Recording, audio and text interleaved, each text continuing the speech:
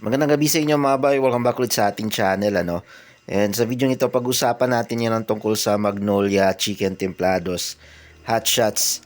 Okay, kung bakit nga ba masama yung naging simula ng kanilang PBA Commissioner's Cup campaign ngayon 2026, ano. So ano nga ba talaga yung problema?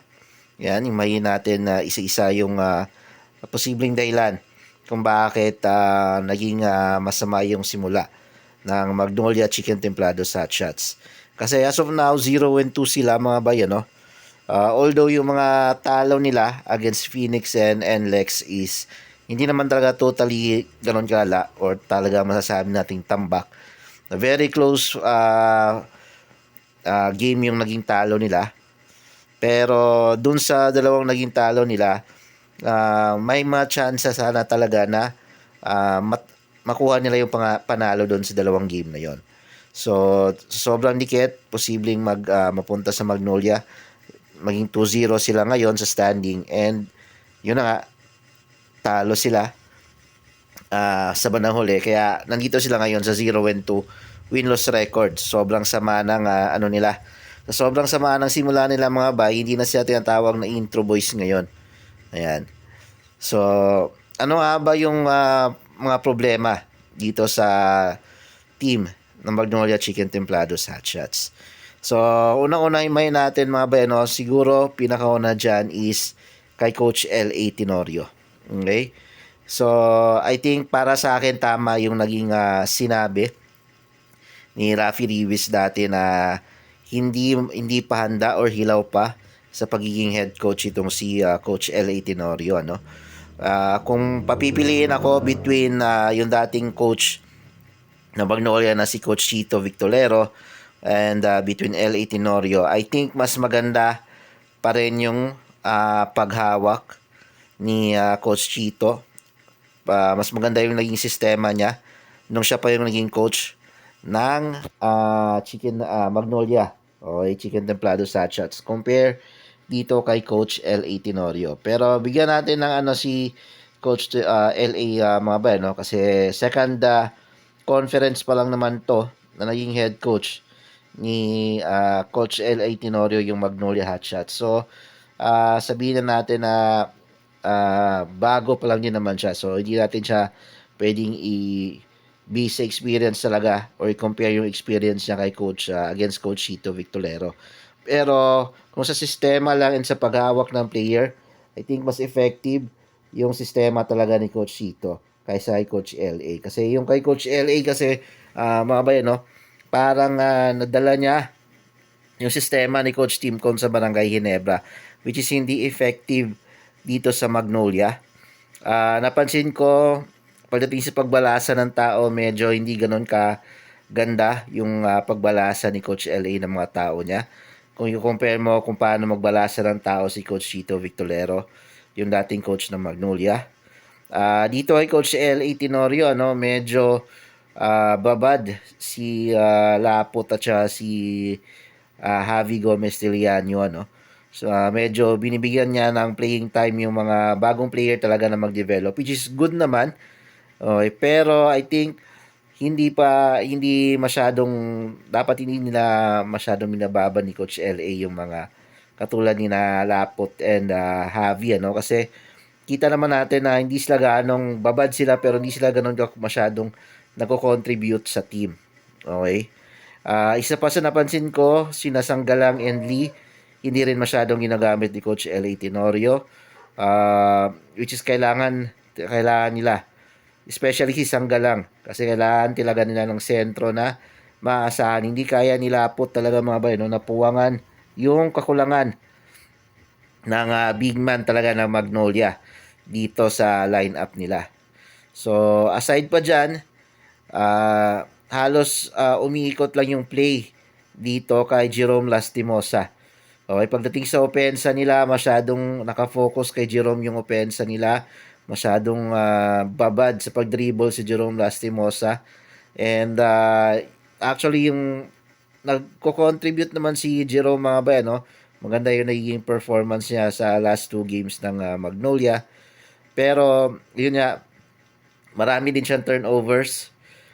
Same din with Xavier Lucero. Actually, sila lang sa locals, sila lang ni Xavier Lucero and Jerome Lastimosa talaga yung nagko-contribute para sa locals aside kay Noni Omot. So, dito na mapasok siguro yung second na rason kung bakit 0 and 2 and masama yung simula ng Magnolia this conference is yung kakulangan ng contribution mula sa locals. Ayan. So, sa locals talaga si Jerome at si Xavier Lucero lang yung naaasahan pagdating sa contribution. Okay, sa points. Ayan, sila lang yung tagabuhat talaga sa local. The rest, walang naaasahan. Kahit kay Baroka, wala rin. Hindi rin masyadong effective si Baroka this season. So, yun talaga yung kawalan.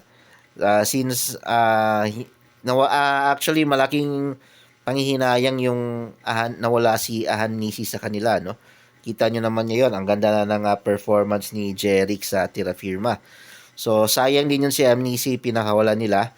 So, kung nagstay lang sana sa Magnolia, baka isa siya sa maging local contributor ng Magnolia aside kina Jerome and kay Xavier Lucero. Okay? And last, mga bayano, dito sa import ng Magnolia, dito kay Noni Omot. Ito, personal opinion ko, magaling si Noni Omot, mga bayano, nakakapag-contribute siya sa game. Sa last two games na nilaro ni Noni Omot, nagkaroon siya ng total of 52 points. Okay? Ayan, sa last two games niya, yung last game niya kontra NLEX, nagkaroon siya ng 32 points. So, maasahan talaga si Noni pagdating sa scoring, mga bay, no? Kasi diyan naman talaga siya kilala. Okay? Nung nasa South Sudan pa siya. Pero naging iba na kasi yung laruan ni Noni, ano? Hindi na siya yung dating Noni Omot na nakita natin nung World Cup. And I think meron din siya iniindang injury. Okay? Sa ngayon, mukhang hindi pa lang yata. Medyo ilang yata siya. Okay? Sa paglalaro. Medyo awkward din siya maglaro. Hindi siya ganoon ka-effective. Ang dami niyang turnover din. Hindi natin kung hindi natin pagtitingnan yung 32 points siya last game and yung 20 points niya sa first game niya against Phoenix. Ang dami niyang turnovers din. Okay? And isa pa sa napansin nyo kay Noni Omot, hindi din siya mahilig dumepensa. Kumbaga hindi siya maaasahan sa depensa talaga. Yun yung main problem talaga ng Magnolia ngayon is yung depensa nila. So malaki yung puwang sa depensa nila and sa rebounding talaga. Sobrang laki ng disparity sa rebound. Doon previous two games sila, grabe yung out rebound na Phoenix at NLEX sa kanila. Hindi sila makasabay sa rebounding, offensive and defensive rebound. So, medyo sa akin, mukhang magaling si Omot pero hindi siya nababagay sa sistema ng Magnolia. Kung mapapansin nyo kung bakit successful yung Magnolia mga last Commissioner's Cup is dahil sa malaking factor yung import na pinili nila. For example, sina Nick Rakocevic and Tyler Bay, which is umabot sila ng finals.